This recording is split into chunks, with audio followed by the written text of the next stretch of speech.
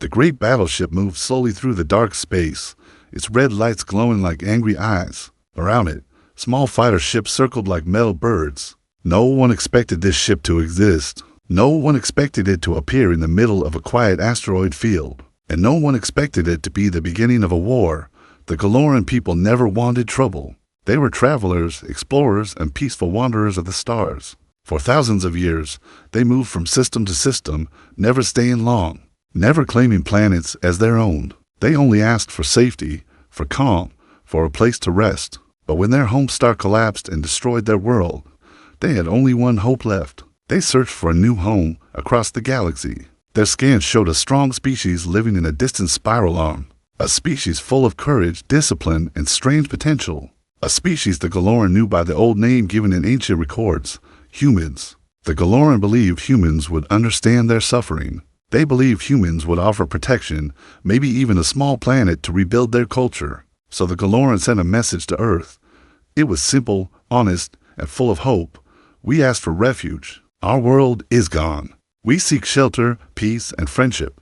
They waited many days, then many weeks, and finally, a reply came. But the reply was not from human leaders. It was not from diplomats, or scientists, or peaceful explorers. It came from commanders. It came from builders. It came from bombers. At first, the Galoran were confused. Why send warships? Why send armed fleets? Why send machines made only for destruction? The humans said they were coming to help, but their help arrived with rail cannons, heavy armor, and fighter swarms. The Galoran ship, the Oshira, watched from the edge of an asteroid belt as the human fleets approached. They saw the long metallic hulls, the dark windows, the red glowing weapons ready to fire at any moment. Their hearts grew cold. Something was wrong. Something was very wrong. Inside the Oshira, Elder Merrick stood on the command deck, his long silver cloak floating softly in the artificial gravity. His calm face showed only a small shadow of fear, but inside, his thoughts were racing. Why do humans come with such force? He whispered. Commander Tira, younger and more direct, stepped beside him. Maybe this is their way of showing strength, she said. Maybe they believe they must protect us with power. Merrick did not answer. He felt something different, something darker. The first human ship arrived only a few thousand kilometers away. It stopped, quiet and threatening. Its bright red engine slowed and its hull opened. Out came drones, small, fast, sharp, flying toward the Oshira like insects ready to sting. Tira stepped forward. They are scanning us, she said. Deep scans. They are reading our structure, our weapons, our energy levels. But why weapons? Merrick asked. We came with none. A young Galoran technician, Sharo, looked up from the console. His voice shook. Elder, their drones are marking weak points in our ship. Now the fear grew heavier. Merrick raised a hand. Send a message. Ask again. Ask for peace. Ask for understanding. They sent the message. No reply came. Instead, the human warship released a second wave of drones, bigger, stronger, glowing with red targeting systems, the kind used only in war. Tira placed her hand on her weapon belt, though she knew it was useless against a human fleet. Elder, she said quietly, humans did not come to give refuge. Humans came to take something. A shockwave burst through the asteroid field. A human bomber passed by at high speed, leaving a red trail of light. Sharo checked the readings again. His face turned pale. They have locked onto our engines, he whispered. If they fire, we will not escape. Merrick closed his eyes for a moment. He remembered the message they had sent, the hope they carried, the faith they put in humans. How could it turn into this? How could a cry for help become a signal for war? The speaker on the command deck crackled. A human voice finally responded. It was cold and emotionless. Galoran vessel, this is Human Fleet Commander Vance. You will surrender all navigation data, all star charts, and all technology. You will turn off your shields and prepare to be boarded. Merrick felt a pain in his chest. Commander Vance, he replied, we are refugees, not soldiers. Why threaten us? The reply came instantly, without feeling. Because you entered human space without permission. Because you carry technology we want. And because we decide who receives refuge. Tira stepped closer, her voice hard but controlled. Elder, they are not here for peace. No one on the command deck spoke for several seconds. The hum of the engines, the blinking of red warning lights, and the slow drift of asteroids were the only sounds around them. Merrick finally opened his eyes, prepare the ship, he said softly. We will not surrender our people. Outside, the human fleet moved into attack formation. And in that moment, the Galoran understood the truth. The unexpected war had already begun. The red lights inside the Oshira began to flash slowly, warning everyone on the ship that danger was close. The Galoran crew stood tense at their stations. No one on board had ever imagined fighting a human fleet. They did not even know how humans fought. They only knew that humans were powerful, fast, and extremely clever in war. Elder Merrick stood in the center of the command deck, his hands behind his back, staring at the large screen where the human ships drifted like angry shadows. He felt a deep weight inside his chest, but his voice remained calm. Do not attack unless we are forced, he said. We must not become what they think we are. Commander Tira stepped beside him. Her dark eyes watched the movement of the human bomber wings. Elder, they have already decided what we are, she replied quietly. They decided before they even came. A quiet vibration shook the Oshira. It was not an attack yet. It was the humans locking their weapons, powering them for firing. The Galoran crew looked around nervously. Sharo, the young technician, checked the scanner. Elder, he said in a trembling voice, the humans are charging rail cannons. If they fire, they will destroy our engines. Another bump of fear moved across the deck. Merrick took a slow breath. Shield energy to maximum, he ordered. Prepare for evasive movement. But the Oshira was not a warship. It was made for travel, for moving stars to stars, not for dodging human fire outside. 3 human bombers moved into a V-shaped attack line. Their red engines flared. Their weapons glowed bright. Tira leaned forward. They are about to fire. A thick silence fell over the command deck. Everyone held their breath. Then the humans attacked. A bright red beam shot across the asteroid field, cutting through broken rocks and space dust. The Oshira twisted at the last moment, and the blast missed by only a few hundred meters. The shockwave hit the ship, shaking the decks and sending small objects flying. Sharo cried out, "Shields at 80%. Merrick grabbed onto a support rail as the ship rocked. "Hold steady." 3 more beams came at them, slicing through space like burning spears. The Oshira dodged as best as it could, but one beam struck the lower hull. The ship screamed with metallic pain. Lights flickered. Smoke rose from the side carters. Damage to the lower deck. Sharo called, "Hull breach in Section 9. Tira turned sharply. "Seal it, now." The ship quickly sealed the section, but the crew inside had to evacuate. Many Galoran had seen war before, but never like this. Never so sudden, never so cold. The human voice came again through the speaker. "Galoran vessel, this is your final warning. Disable your ship. Prepare to surrender." Merrick felt anger rising inside him, slow but steady. "We called for help," he said softly, "and they answered with fire." Tira clenched her fists. "Elder, we cannot run. The humans will destroy us. We must protect the ship somehow." Merrick knew she was right. They had no choice left. "Power the pulse engines," he ordered. "We will move behind the asteroid ridge." It was a risky plan. The ridge was full of moving rocks, some bigger than houses. But if they hid there, maybe the human scanners would lose track for a moment. Maybe enough time to think. The Oshira turned sharply and headed toward the thick cluster of asteroids. The human ships followed immediately, firing beams that cut through the drifting rocks. Explosions lit the dark space as rocks shattered into clouds of dust. Inside the ship, crew members held onto anything they could as the ship dodged rock after rock. Warning alarms echoed through the halls. Tira shouted over the noise, "Incoming fighters." 3 human fighters appeared from the right side, their engines glowing like red sparks. They fired rapid energy blasts, hitting the shields again and again. Sharo yelled, "Shields at 60%. The Oshira entered the asteroid ridge. The giant rocks floated everywhere, turning slowly like ancient guardians. The ship weaved through them, scraping the surface of one and narrowly avoiding another. The human fighters followed closely. One fighter fired too soon and hit a large asteroid. The explosion tore the ship apart, sending pieces flying. The other fighters kept coming, even faster now. Merrick watched the screen carefully. "If we can reach the shadow of the largest rock," he said, "their scanners may lose us." Tira nodded. "But we will only have seconds. Those seconds might be the only chance they had." The Oshira rushed between the huge rotating rocks. The narrow gap shook the ship violently. The human fighters followed, but the gap was too small. One fighter clipped the edge of the rock. It spun out of control and crashed into another asteroid, bursting into flames. Only one fighter remained. Merrick stared at it. "What does it take," he whispered, "for humans to stop attacking?" Tara looked ahead. "Elder, we made it. The large rock is right in front of us." The Oshira slipped behind the giant asteroid, entering its dark shadow. For a moment, everything became quiet. No shots, no alarms, only silence.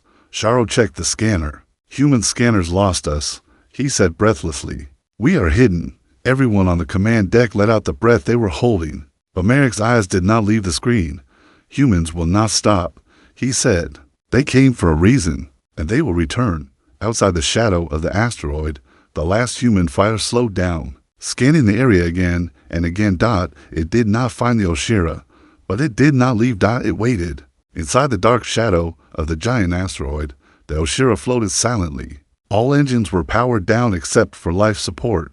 The Galoran ship looked like a dead piece of metal drifting in space. That was exactly what they wanted the humans to believe.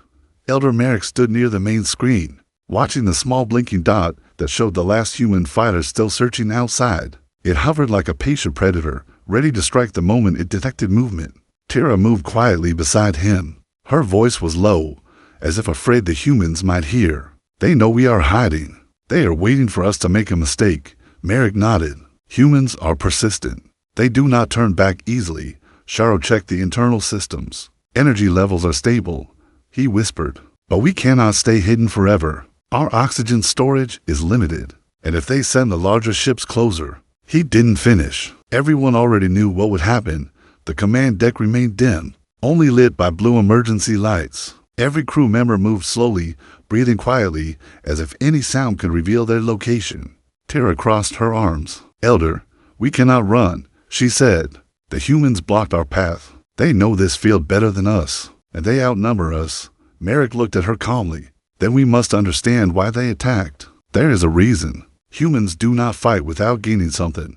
Sharo tapped a few controls. "We picked up fragments of their communication earlier," he said. "Short messages between their ships." Merrick turned his head. "What did they say?" Sharo lowered his voice. "They said the Galoran ship contains something called starborn keys. They think we have them." The crew fell silent. Tara frowned. "Elder, what are starborn keys?" Merrick shook his head slowly. "Only rumors. Old stories. Ancient technology lost in the galaxy. But we do not possess such things. Humans believe we do," Tara said. "That is enough for them to attack." A soft alarm beeped. Not loud, not sharp, but dangerous. Sharo looked at the screen. His eyes widened. "The human fighter is moving closer." Merrick frowned.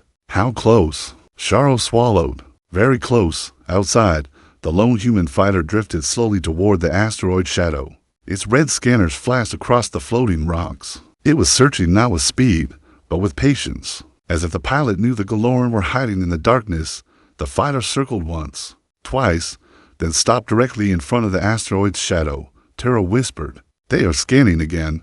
A thin red line of light reached out from the fighter's nose, passing over the rough surface of the asteroid. It came closer and closer to the hidden OSHI or A.SHA or O held his breath. "If the beam hits our hull, they will find us." The beam inched forward. Everyone froze. The beam touched the edge of the asteroid, then stopped. The fighter turned slightly, looking away. Tara let out a quiet sigh. Maybe it gave up, but Merrick shook his head immediately. "No, humans do not give up that easily." The fighter slowly backed away. Then it positioned itself just above the asteroid, like a bird perched on a branch. Merrick understood immediately. They are calling reinforcements. Tara's eyes widened. "If the main fleet comes, we will not survive." Merrick closed his eyes for a moment, thinking. His voice was soft but steady. "We cannot wait for their full fleet.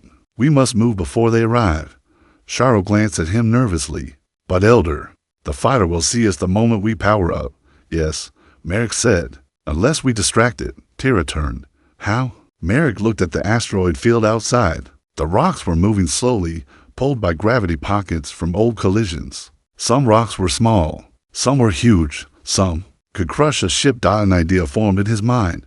"Sharo," Merrick said, "find a rock near us. A loose one. A heavy one." Sharo scanned quickly. "There's one above us. Very unstable." "Good," Merrick said.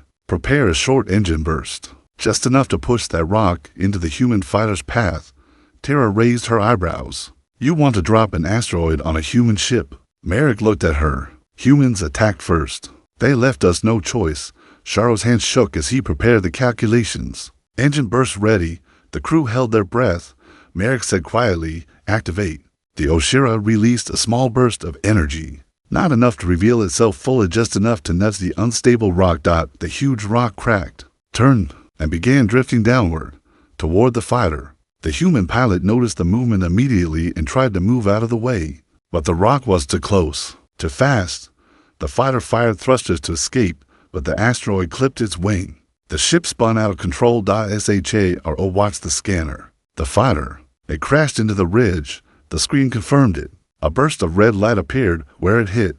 Metal pieces scattered into space. Tira exhaled. We destroyed a human ship. Merrick said nothing. His face was hard, but his eyes were filled with sadness. We defended ourselves, he said. But now humans will come with even more force. Sharo turned, his voice tense. Elder, the fighter sent a signal before it died. What kind of signal? Tira asked. Sharo slowly looked up. A beacon. A location marker. Merrick's expression darkened. The humans now know exactly where we are. Outside the asteroid field. Several red lights appeared in the distance. More human ships, and they were coming fast. The red lights in the far distance grew brighter. The humans were coming fast, and this time they were not sending a single fighter. They were sending a strike force, the kind meant to crush anything in their path.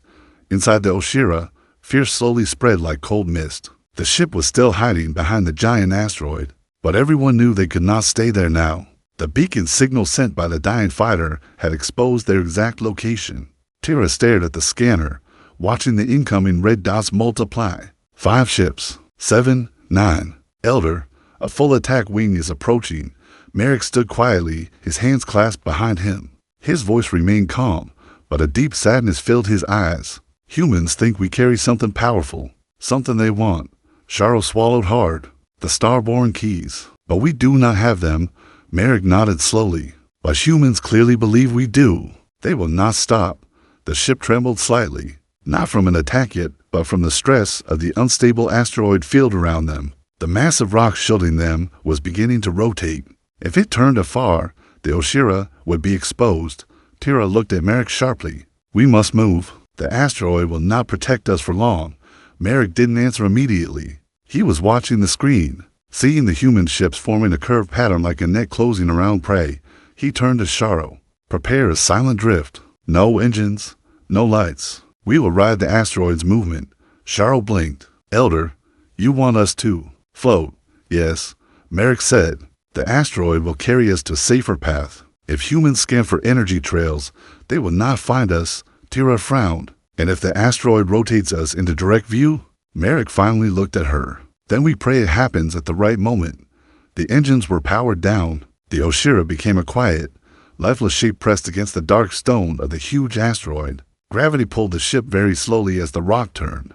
Outside, the human ships continued to approach. Their engines glowed like fiery red stars. They were searching, scanning, marking every rock. The first human destroyer arrived. Its long body moved carefully between drifting rocks, scanning with powerful beams. Inside the Oshira, no one dared to breathe loudly. The asteroid slowly rolled. The Oshira began to tilt, and the edge of its hull came dangerously close to the scanner's red light.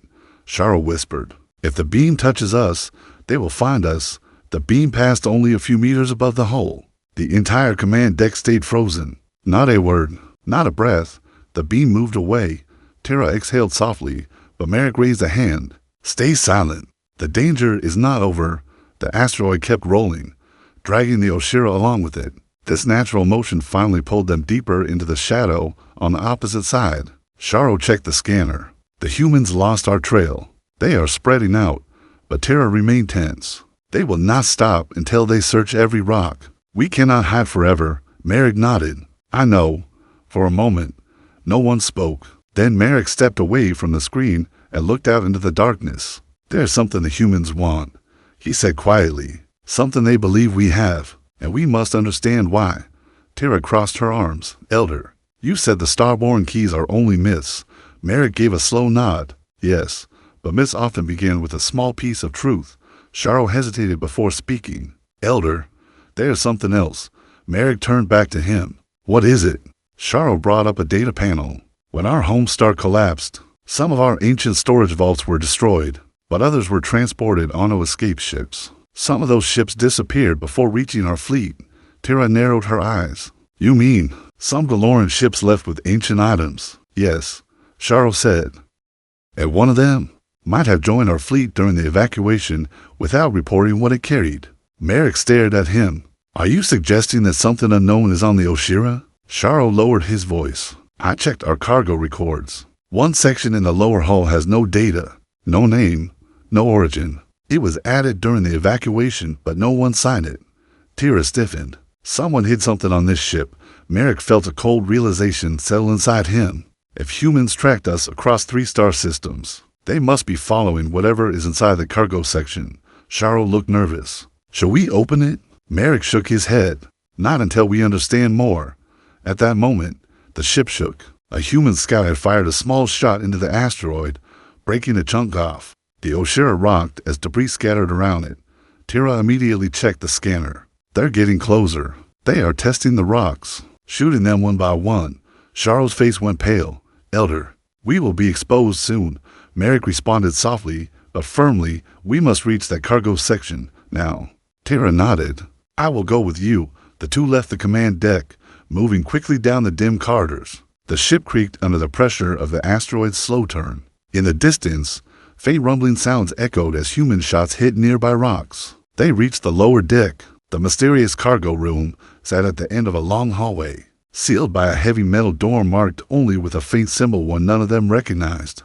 Tira touched the surface. This is old. Very old. Merrick felt the symbol with his fingers. Older than our entire fleet. A sudden vibration ran through the ship. Charles' voice came through the comms. Elder, humans destroyed the outer asteroid. They will see us any second.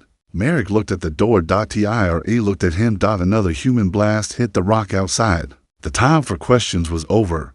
Open the door, Merrick said.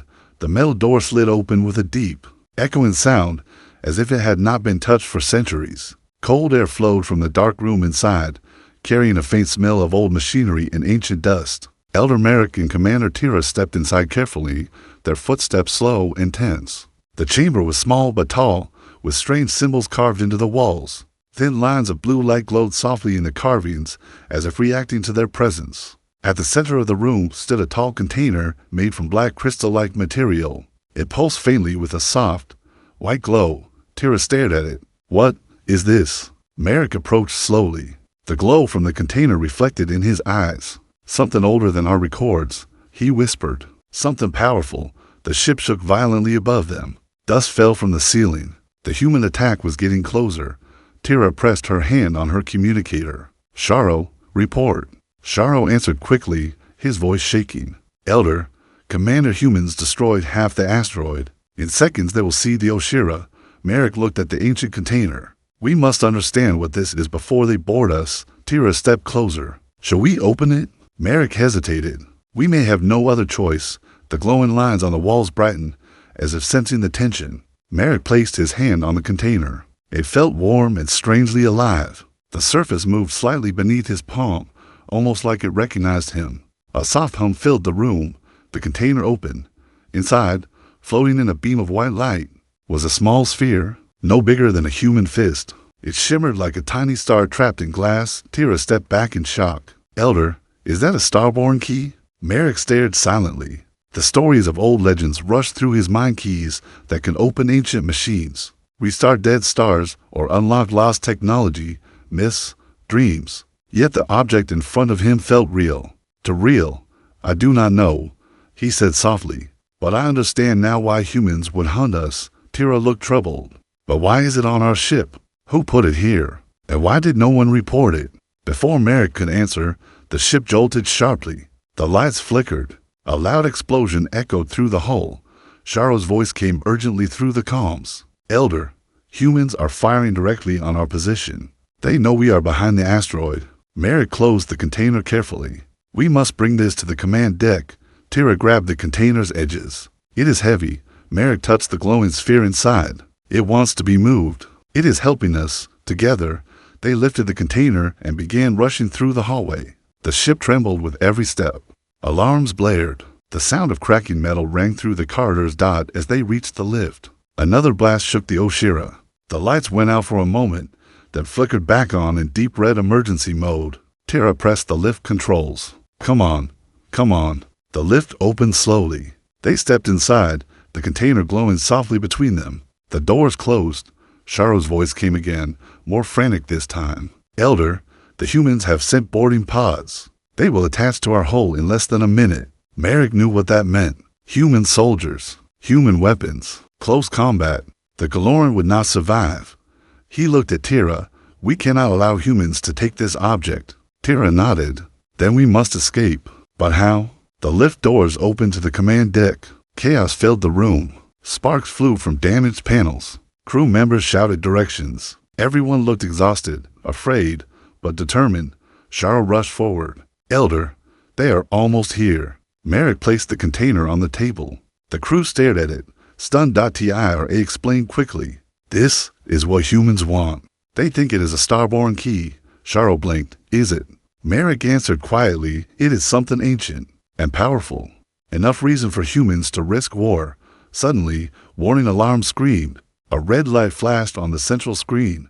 Sharo's voice cracked. Elder, human boarding pods have latched onto our hull. Everyone froze. Metal claws of the pods gripped the Oshira tightly. Sparks burst as welding lasers began cutting through the hull. Human soldiers were preparing to enter. Tira grabbed a weapon from the emergency cabinet. We cannot let them take the object. We must move it. Merrick nodded quickly. Sharo, prepare the emergency escape bay. We will take a small shuttle. Sharo hesitated. But Elder, humans will see the shuttle. Yes, Merrick said, but they will chase the larger ship first. We only need a few seconds. But before they could move the ancient container, a loud tearing sound shook the ship. The first human boarding door burst open. A team of armored human soldiers stepped through, their red lights glowing and weapons raised. Tira aimed her blaster. Merrick shouted, Do not fire unless they attack. The lead human soldier looked at the container glowing behind Merrick. Then he raised his weapon. Merrick saw his intention in that single movement.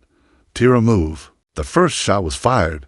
The war had entered their ship. The first human shot burned through the command deck, hitting the console and sending sparks flying across the room. The blast was loud and sharp, echoing through the metal walls like thunder. Crew members ducked behind panels, and the ancient container glowed brighter as if reacting to danger. Tira leaped forward, firing her blaster toward the humans. The beam hit the wall near them, forcing the armored soldiers to step back. Their heavy boots clanged against the metal floor as they advanced again, weapons glowing red. Sharo screamed over the alarms. We must get the object out of here. Merrick grabbed the container and held it tightly.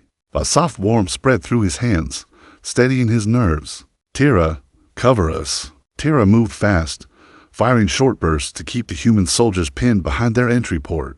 The Galoran crew scrambled out of the way as gunfire lit up the deck. Another human soldier rolled forward and fired again, hitting a control panel that exploded in a shower of sparks. Sharo covered his head. They are aiming for the container. Merrick shouted over the chaos. Move to the escape bay now. Holding the container, he rushed toward the side corridor. Tira followed close behind, still firing. The lights overhead flickered wildly as another human boarding pod locked onto a different part of the ship. The sounds of metal cutting filled the halls. More soldiers preparing to enter. Sharo ran beside Merrick, holding a small control tablet. I can seal these corridors behind us, but only for a few seconds. Do it, Merrick said. Sharo tapped the screen, and heavy blast doors began sliding shut as they moved. Metal walls crashed down behind them, blocking the first human squad from chasing them directly. But the noise of cutting metal behind those doors told them the humans would not stop. Tira glanced back. We bought some seconds, not more. The corridor shook as the Oshira took another direct hit from outside. The lights dimmed to a dark red. Smoke drifted through the hallway vents. Sharo coughed. Life support is failing. Merrick tightened his grip on the container. We reached the shuttle. We launch. That is our only chance. They turned a corner and stopped abruptly. 3 more human soldiers were already inside the corridor ahead, their weapons raised. Tira reacted first. She fired quickly, hitting one soldier's shoulder. The soldier staggered but didn't fall. The other two advanced, firing back. A blast hit the wall near Sharo, throwing him to the ground. Tira, Merrick called, stepping behind a support beam. Tira grabbed Sharo, pulling him behind cover. Get up, she shouted, her voice sharp and breathless. Sharo stood shakily. They are blocking the escape bay. Merrick looked down at the container. For a moment, he felt it pulse faintly. The glowing symbol on its surface brightened as if urging him forward. He stepped out from cover. Tira gasped, Elder, no, but Merrick raised the container high. The white glow spread across the walls. The light grew brighter, forming a brief flash that filled the corridor. The human soldiers flinched, covering their visors. Tira understood instantly. Now, go. They sprinted toward the escape bay door as the soldiers tried to recover their vision. Merrick held the container close, feeling its warmth guide him. The corridor shook again as a human storm ship latched onto the hull above them. Sharo reached the escape bay controls and slammed his hand on the panel. Opening. The door slid wide, revealing a small shuttle resting quietly inside. Its engines were offline, but it was intact. Tira pushed Sharo inside. Start the engines. Sharo jumped into the pilot seat and began tapping controls. Engines warming. Merrick stepped into the shuttle, the container still glowing. Tira followed, but before the doors could close, a human soldier appeared at the far end of the hall. He aimed his weapon. Tira turned. Ready to fire, the soldier's shot came first. It hit Tira hard. Her body jerked backward as she fell to one knee, the blaster slipping from her hand. Merrick shouted, Tira. She pushed herself back up with one hand, teeth clenched in pain. I'm fine. Close the doors. The soldier fired again. Tira rolled into the shuttle, grabbing the door panel as she fell inside. Merrick pulled her away. Sharo, close it now. Sharo hit the button. The shuttle door slammed shut just as a burst of red energy hit it from outside. The whole shuttle shook, but it held. Tira lay against the wall, holding her wounded side. Her breathing was sharp, but she forced a nod. I can still fight, but not for long. Merrick knelt beside her. You have already fought enough. Sharo activated the engines. Elder, they are trying to override our launch controls. Merrick set the glowing container in its safety clamp, then override them back. Sharo nodded, fingers flying across the controls. Ready for launch. Outside, human soldiers were cutting into the escape bay. The shuttle trembled as lasers hit the door. Tira looked at Merrick. They will chase us. Merrick touched the ancient container. Let them. We only need to survive. The shuttle engines roared to life. Sharo shouted, launching now. The small craft shot forward, blasting through the bay doors an instant before the humans could break in. The shuttle flew into the asteroid field as the Oshira, their home, burned behind them. Merrick felt a heavy pain in his chest as he watched the flames. The Oshira will not survive. Tira whispered. Merrick closed his eyes. Then we must. Behind them, the human fleet turned toward the fleeing shuttle. The chase had begun. The small shuttle sped through the asteroid field, weaving between giant spinning rocks and sharp fragments of broken stone. Behind them, the human ships moved in like hungry predators. Their red engine lights glowed through the dust clouds, growing brighter every second. Inside the shuttle, the air was tense and heavy. Tira sat against the wall, holding her injured side, her breathing slow but steady. Sharo worked the controls with shaking hands, trying to keep the shuttle from crashing. Merrick stood behind them, gripping the ancient container tightly as if it were the only steady thing left in there. Collapsing world. Sharo shouted over the noise. The humans are closing in. They will reach us before we leave the field. Merrick looked at the container, its soft white light pulsing calmly. Then we must use what we have, he said quietly. Tira opened her eyes. You want to activate it, whatever it is. Merrick nodded once. Sharo's fingers froze. Elder, we don't know what it does. It could help us, or destroy us. Merrick placed the container on the center console. The light inside moved like a tiny star breathing. It has guided us so far, he said. I believe it wants to be used. Outside, a red beam shot past the shuttle, striking a nearby asteroid and exploding it into dust. The shockwave rocked the small craft violently. Tira grunted in pain as the shuttle spun for a moment before Sharo regained control. They are targeting our engines. Sharo cried.